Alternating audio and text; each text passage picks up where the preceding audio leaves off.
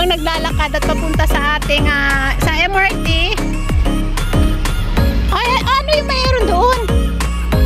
Active Garden.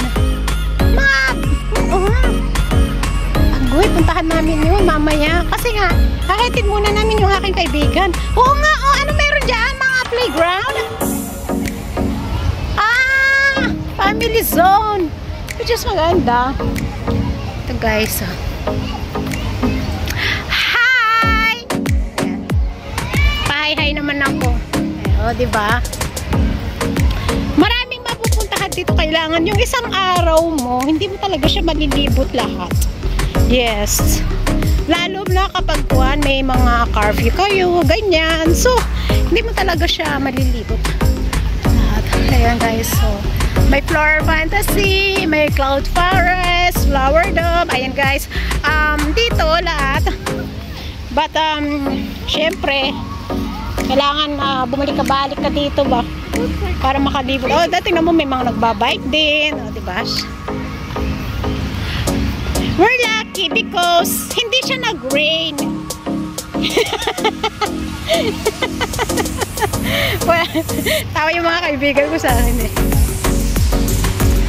Ganda ng mga likod nila. Talikod Jenny ko. Oh, ayan. Look at that. Ayan guys. Oh. Diba? Ano kaya ito?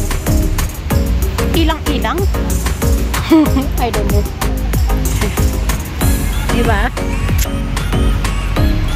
Ang dami mga kung dito. Pansin ko, dami mga trees. Wow! Oh, ha? Hindi ka talaga magsasawa. Pagka nagpunta ka ng Singapore, kailangan talaga pupunta ka dito sa Garden by the Bay. Ayan, you have to visit the Garden by the Bay. Kasi nga, marami talaga pasyalan dito. I'm pretty much sure mag-i-enjoy yung mga bata, mga kids, you know. Hindi lang mga bata, pero mga kondin. Tulad natin mga, alam mo na, may mga edad. Saya. Ang saya-saya lang. Ayan, oh.